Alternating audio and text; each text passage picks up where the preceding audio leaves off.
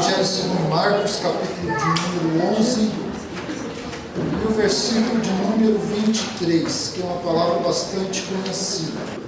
Porque em verdade vos digo que qualquer que disser a este monte, ergue-te e lança-te no mar, e não duvidar em seu coração, mas crer que se fará aquilo que diz, tudo o que disser lhe será feito. Por isso vos digo que tudo o que pedirdes, orando, crede que o recebereis e tê-lo-eis. E quando estiverdes orando, perdoai, se tendes alguma coisa contra alguém, para que vosso Pai que está nos céus vos perdoe as vossas ofensas. Mas se vós não perdoardes, também o vosso Pai que está no céu vos não perdoará as vossas ofensas. Esta é uma palavra muito conhecida, muito citada, uma palavra muito linda. É uma palavra que às vezes a gente lê e a gente vê ela apenas como uma diretriz a respeito de oração. A gente olha para esta palavra e muitas vezes a gente entende simplesmente que tudo aquilo que eu pedi a Deus em oração, crendo que eu já recebi, será feito. Mas na grande maioria das vezes a gente não olha para o contexto inteiro da palavra.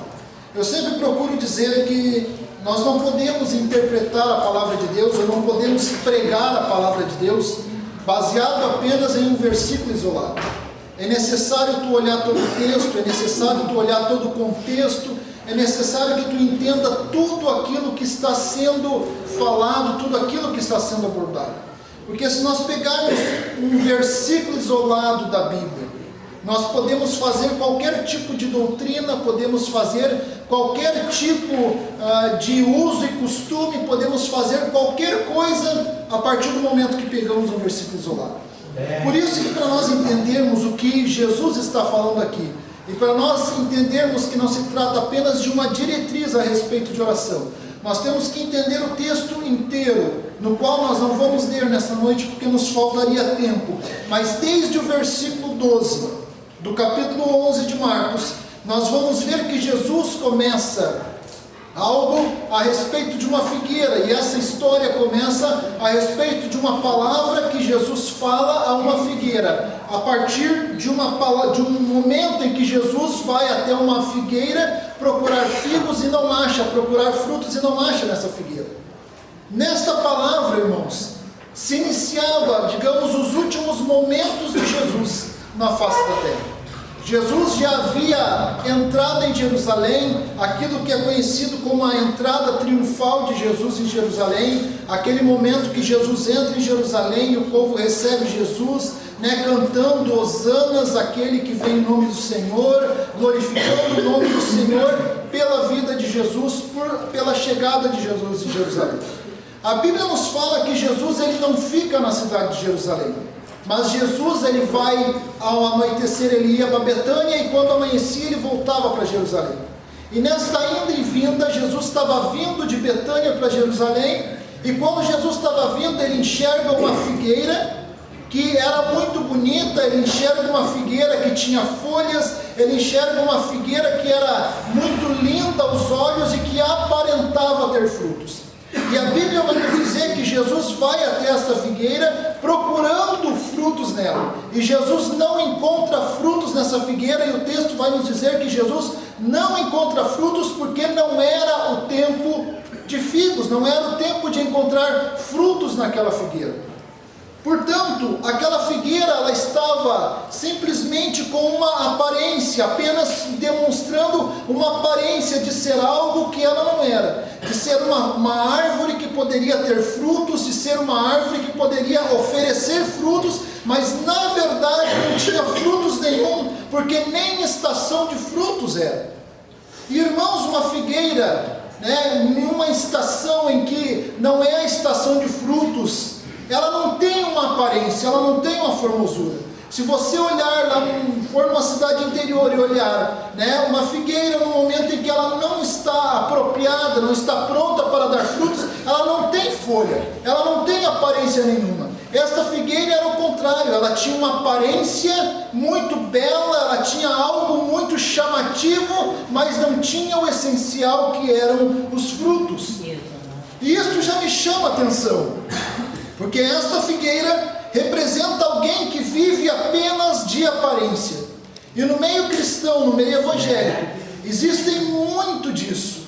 No nosso dia a dia nós encontramos muito disso. Pessoas que vivem apenas de aparência. Não só no meio evangélico, mas em todo e qualquer lugar que você chegar, você vai encontrar pessoas que vivem apenas de aparência. Pessoas que demonstram ser uma coisa que na verdade não são. Pessoas que têm uma aparência de que podem oferecer algo para alguém, mas quando você vai procurar alguma coisa nele, você vê que ele não tem na verdade nada para oferecer. E a nossa sociedade está cheia disso. E muitas vezes o meio evangélico está cheio disso, de pessoas que têm uma aparência, de pessoas que aparentam ser algo, mas que quando você vai procurar frutos nela, você não encontra nada nela. E o próprio Senhor Jesus, Ele nos fala, quando Ele nos fala a respeito de falsos profetas, Ele vai nos dizer que pelos frutos vocês conhecerão quem é o falso profeta e quem é o profeta verdadeiro. Porque muitos são aqueles que têm uma aparência, mas não têm fruto nenhum e não têm nada a oferecer. No continuar da história, nós vamos ver que o texto nos diz: Jesus olha para aquela figueira e não encontrando fruto nenhum, Jesus fala com aquela figueira e diz que ninguém nunca mais coma fruto de ti. E Jesus deixa aquela figueira, entra em Jerusalém, e o próximo passo que Jesus vai dar, o próximo ato que este texto vai nos falar, é que Jesus chega em Jerusalém, entra no templo e começa a expulsar os cambistas, aqueles que vendiam coisas dentro do templo, aqueles que carregavam coisas dentro do templo, e Jesus começa a fazer algo que o texto nos diz, nos fala como purificação do templo, que o texto chama de purificação do templo.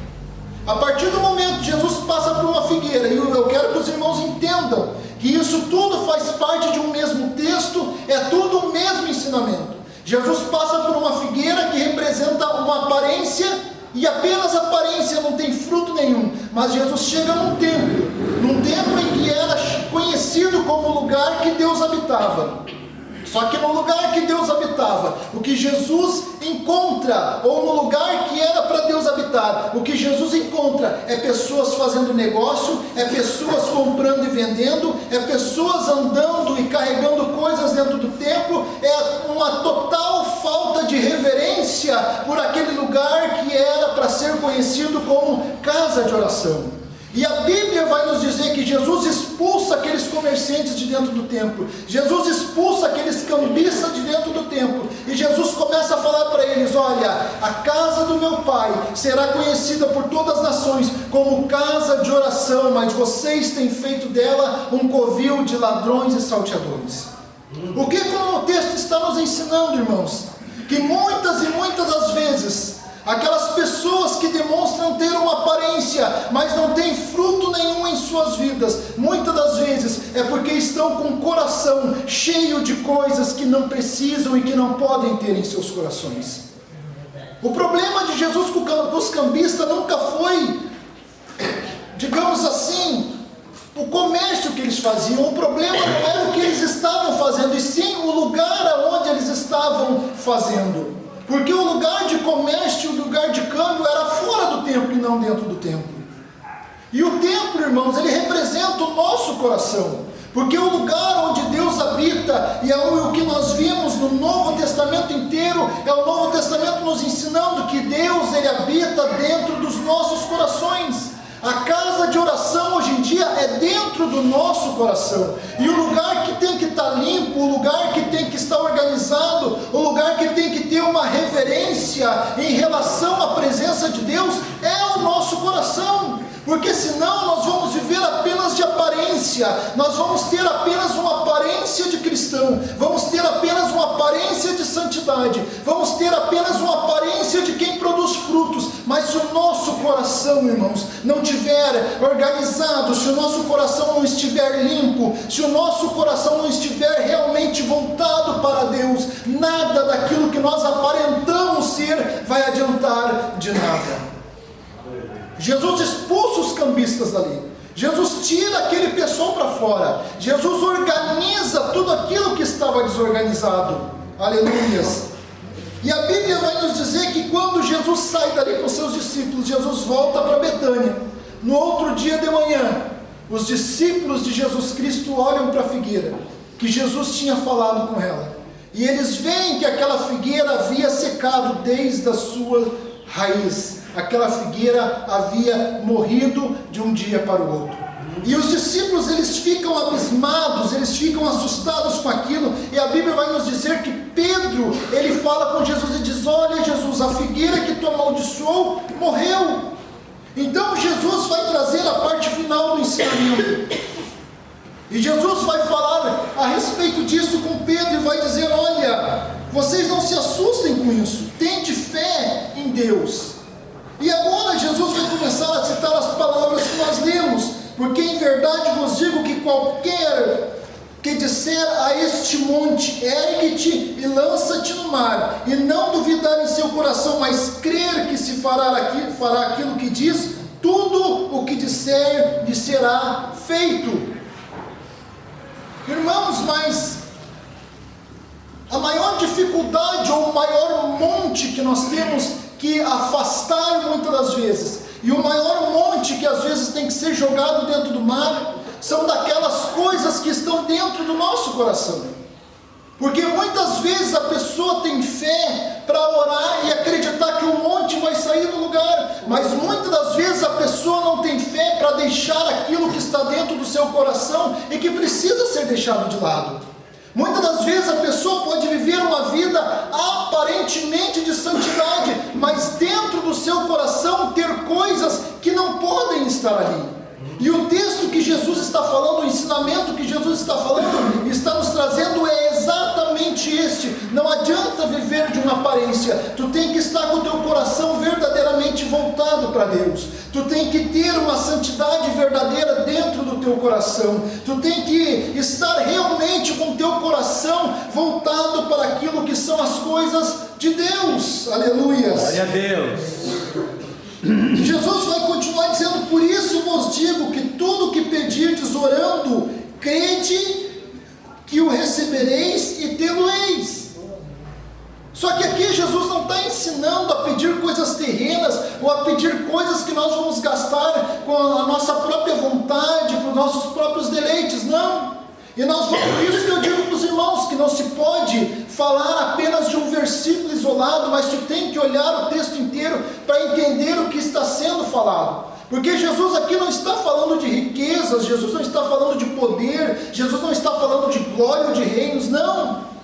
Mas Jesus está falando a respeito de ter um coração voltado para Deus, de ter um templo purificado, de ter um templo em que não há comércio, de ter um templo em que não há cambistas. E o que isso significa? É de ter um coração que você chega na presença de Deus não com interesse de ganhar algo de Deus, de receber algo de Deus, de ter algo de Deus na tua vida, mas que tu chega diante de Deus com um coração voltado para Deus e entendendo que Deus é o Deus Todo-Poderoso, que fez os céus e a terra, que te criou, que entregou o seu Filho na cruz por ti, e que você está ali porque você adora o Deus que fez tudo por ti. Aleluias. Porque não são poucas as pessoas que chegam diante de Deus, chegam na presença de Deus apenas quando tem algo, quando querem receber algo de Deus.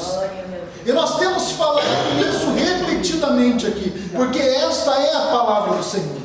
Isso é o que a Bíblia ensina. Não podemos chegar na presença de Deus apenas com o interesse de receber algo de Deus, mas a verdadeira santidade é a pessoa que chega diante de Deus agradecendo a Deus por tudo aquilo que Deus já fez por ele. Glória a Deus. Porque Deus não só entregou o seu Filho na cruz do Calvário para que nós tivéssemos alcance à salvação, não, mas Ele também nos preparou um futuro, nos garantiu um futuro e nos preparou um lugar no céu. Amém. Então não importa o que você passe na tua vida, o teu futuro está garantido.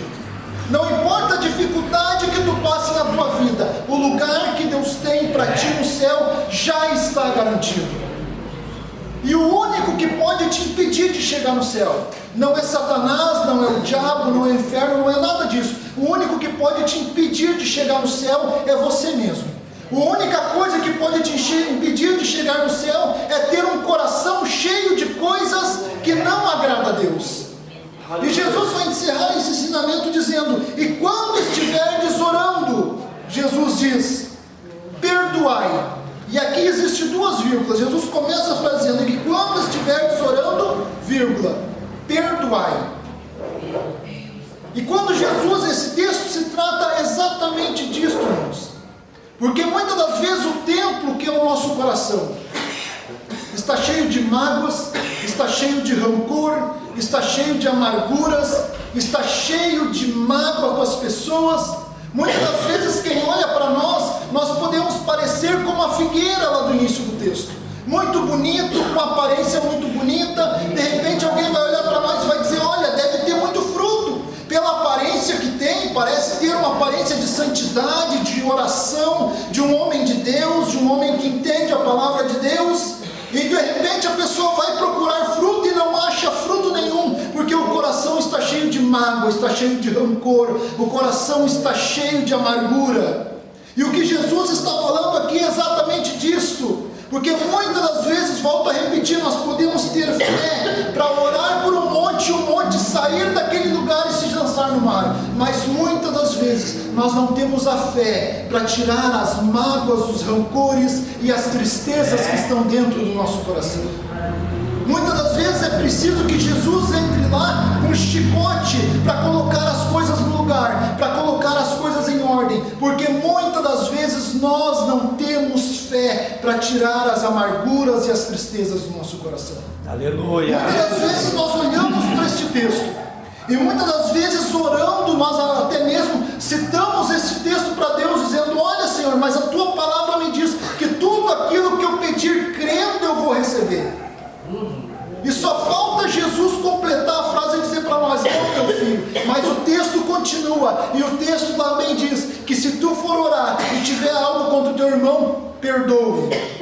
E Jesus vai dizer ainda: perdoai se tendes alguma coisa contra alguém, para que o vosso Pai que está no céu vos perdoe as vossas ofensas. Deus de graça. E aqui, irmãos, é algo muito claro e é algo muito sério.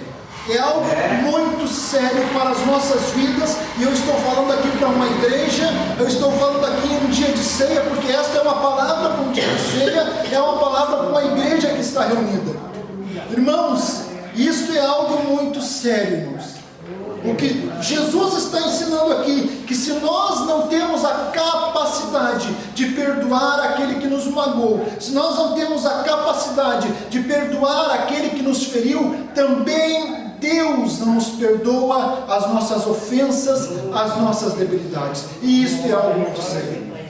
Porque muitas das vezes nós podemos ter uma santidade muito grande, podemos ter uma aparência de santidade muito grande. Muitas das vezes nós podemos ter uma aparência de homem de Deus, mas ter o coração cheio de mágoa, cheio de rancor, cheio de tristezas a respeito das outras pessoas. E Jesus está olhando para nós e está dizendo: se tu não perdoa o teu irmão, tu também não é perdoado por Deus. Se tu não perdoa o teu irmão, tu pode ter uma aparência de santidade, mas tu está caminhando para o inferno. Se tu não perdoa o teu irmão, tu pode ter uma vida de oração, mas tu não está caminhando para o céu. Se tu não perdoa o teu irmão, tu pode ser o maior conhecedor da Bíblia Sagrada, mas tu não está caminhando em direção aos céus. Por isso que esta é uma palavra tão séria, por isso que esta é uma advertência tão séria do Senhor Jesus Cristo.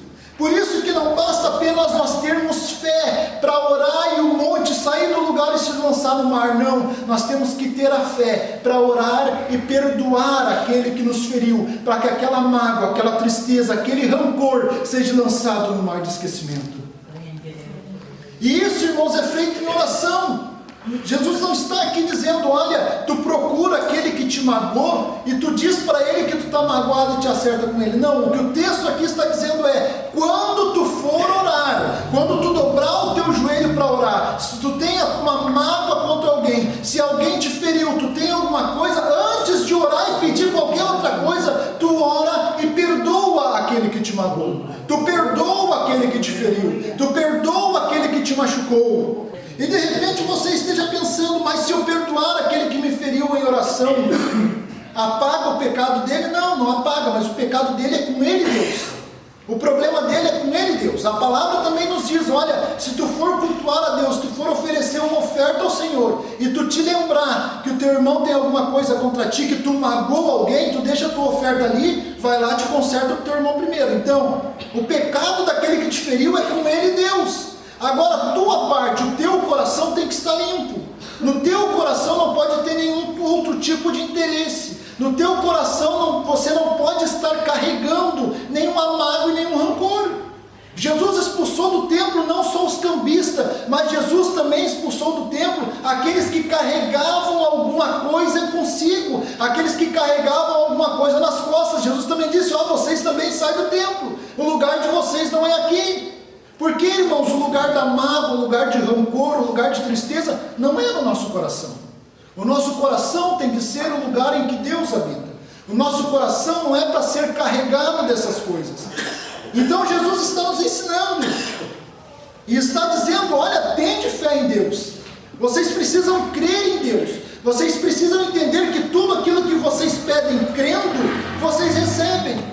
E o que Jesus está nos ensinando a pedir? O que Jesus está nos ensinando a fazer em oração? Se vocês for orarem e tiverem algo contra alguém, perdoe. Porque se você perdoar na oração, vai estar perdoado. Aleluias. E Jesus vai encerrar no versículo 26 dizendo, mas se vós não perdoardes, também vosso Pai que está no céu vos não perdoará as vossas ofensas. E esta é uma palavra que parece ser tão simples, mas que precisa ser pregada. Parece ser uma palavra tão dura, mas que precisa ser pregada, porque isto é salvação. Amém. Disso daqui se trata a salvação.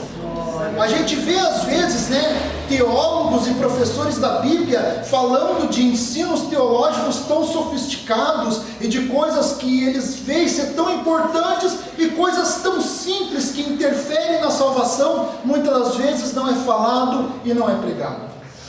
E eu também não estou aqui dizendo que é fácil perdoar alguém. Eu não estou aqui dizendo que é fácil perdoar aquele que te feriu. Não é fácil. Se fosse fácil, não precisava estar na Bíblia. Se fosse fácil, todo mundo fazia e não precisava Jesus gastar tempo ensinando esse tipo de coisa. Mas, irmãos, não é fácil. Não é fácil tu perdoar alguém que te feriu. Não é fácil tu perdoar alguém que te magoou. Mas muitas das vezes, e a Bíblia vai nos ensinar isso, que pessoas que carregam mágoas, pessoas que carregam tristezas e sentimentos nos seus corações, muitas das vezes acabam adoecendo no seu corpo físico, na sua mente, por causa de uma mágoa e de um rancor que elas carregam a respeito de alguém. Então, irmãos, são coisas sérias que precisam ser faladas, são coisas que não são faladas na igreja. São coisas que muitas vezes não são faladas, porque na verdade as pessoas querem ter igreja cheia, querem ter uma igreja repleta de gente saindo pela porta, então ficam falando simplesmente palavrinhas bonitas que vão encher a igreja, mas que não levam ninguém para o céu. E vamos ser sinceros, irmãos, a Bíblia aqui está nos falando e o texto está nos ensinando, não adianta ter apenas uma aparência. Não adianta apenas viver uma vida de oração. Não adianta apenas vir todo domingo da igreja. Não adianta tu ter um cargo e ter um nome lá, presbítero. Não adianta nada disso. Se tu não viver a palavra, se tu não tiver um coração limpo, se você não estiver verdadeiramente na presença do Senhor, tu pode ir na igreja todos os dias da tua vida, orar 3 horas por dia, Deus não está nem escutando aquilo que tu está orando. Esta é a verdade da palavra, irmãos. É a verdade, repito, que não é falada, porque muitas pessoas querem igreja cheia, aleluias, mas o pastor sabe muito bem como é o nosso pensamento aqui, não importa uma igreja cheia, importa é uma igreja com pessoas que estão caminhando rumo mansões celestiais. E nós não estamos aqui para enganar ninguém, não estamos aqui para encher igreja nenhuma, não estamos aqui para falar uma palavra que vai passar um paninho em cima do ego de ninguém, não. Estamos aqui para falar a verdade da palavra, e a verdade da palavra é esta: se tu não perdoar aquele que te feriu, também Deus não vai te perdoar dos teus pecados. Vamos nos colocar de pé, irmãos. Aleluia. Aleluia. Nós temos que participar da ceia ainda nesta noite. E esta, eu repito, é uma palavra de ceia, é uma palavra para a igreja, é uma palavra para os membros de Cristo. É uma palavra para quem está visitando, também é, porque já vai aprender o que é a palavra de Deus e o que a palavra de Deus exige de nós. Aleluias. E nessa noite eu gostaria que tu fechasse os teus olhos. Aleluias. Feche os teus olhos. E que você refletisse, aleluias, em como está o teu coração nesta noite. O apóstolo Paulo nos diz que muitos dentro da igreja estão doentes, e o apóstolo Paulo usa esta palavra: muitos estão doentes e muitos estão morrendo espiritual, porque não discernem o corpo de Cristo. Então nesta noite é uma noite de reflexão, é uma noite de Santa Ceia, é uma noite de reflexão. Olha para dentro do teu coração. De repente tu carrega uma mágoa, uma tristeza, um rancor, que tu tem os teus motivos, e eu não tiro os teus motivos, mas nesta noite é uma noite de você entregar tudo isso aos pés do Senhor. É uma noite de você dizer: Deus, eu fui magoado, eu fui ferido, eu fui humilhado, eu fui entristecido por este motivo, mas eu entrego nas tuas mãos, eu não quero mais carregar isto dentro de mim. Aleluias. Quantos já não sentem mais a presença de Deus há muito tempo? E fico pensando que é por causa da igreja, porque a igreja está morta, é porque os cultos são frios. Não, é porque no teu coração tem coisa que não precisa estar aí. Você está carregando coisas que você não precisa carregar, e nesta noite você pode entregar aos pés do Senhor, dizer: Senhor, esta mágoa eu não carrego mais no meu coração, eu entrego a Ti nesta noite. Essa tristeza eu não carrego mais no meu coração, mas eu entrego a Ti nesta noite. Eu entrego este rancor a Ti nesta noite. Aleluia. Glória a Deus. Deus sabe o porquê que esta mágoa e essa tristeza está dentro do teu coração. Deus de amor, de nenhuma tristeza nasce no coração de alguém, nenhum rancor nasce no coração de alguém sem motivo, não. Os motivos existem. Mas nesta noite, como foi lido aqui pelo irmão Leandro, o Senhor Jesus, Ele quer aliviar a bagagem que tu carrega, Ele quer aliviar o cargo que tu tem carregado. Nesta noite o Senhor Jesus está dizendo: vinde a mim, os que estão cansados e sobrecarregados, porque eu vos aliviarei. Nesta noite Jesus está te dizendo: o meu fardo ele é suave, o meu fardo ele é leve. Eu quero trocar tudo isso que tu carrega no teu coração, eu quero limpar o teu coração, eu quero o teu coração sem nenhum tipo de interesse, para que eu possa habitar no teu coração. Aleluia. Aleluias. Glória a Deus. E com os teus olhos fechados nessa noite, comece a orar ao Senhor. Altíssimo Deus, maravilhoso. Comece a falar para o Senhor nessa noite tudo aquilo que tu tem carregado no teu coração, toda aquela mágoa, toda aquela tristeza. Todo o pecado. Esta noite é uma noite de ceia, e é uma noite de diferença na tua vida.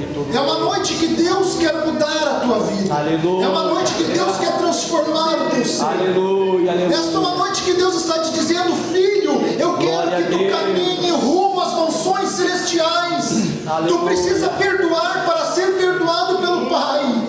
Aleluias. Glória a Deus. Altíssimo Deus e eterno Pai, nós te agradecemos pela tua palavra, Senhor. É verdade, Deus. A tua palavra que é santa, a tua palavra que é verdadeira, a tua palavra que é fiel, que é real, Pai. Deus tem. Senhor, em conformidade com a tua palavra nesta noite, nós te pedimos que tu venhas entrar nos nossos corações. Senhor, e que toda mágoa, toda tristeza, todo rancor, toda amargura que nós temos carregado no nosso coração, Pai, eu te peço que o Senhor tire de dentro do nosso coração. Senhor, assim como o Senhor fez no templo, naquele dia em que o Senhor entrou no templo e tirou de lá os comerciantes, tirou de lá os cambistas, tirou de lá aqueles que carregavam alguma coisa. Pai, eu te peço também, Senhor, que tu tires do nosso coração toda mágoa, que tu tire do nosso coração todo rancor, que tu tire do nosso coração toda tristeza, Senhor.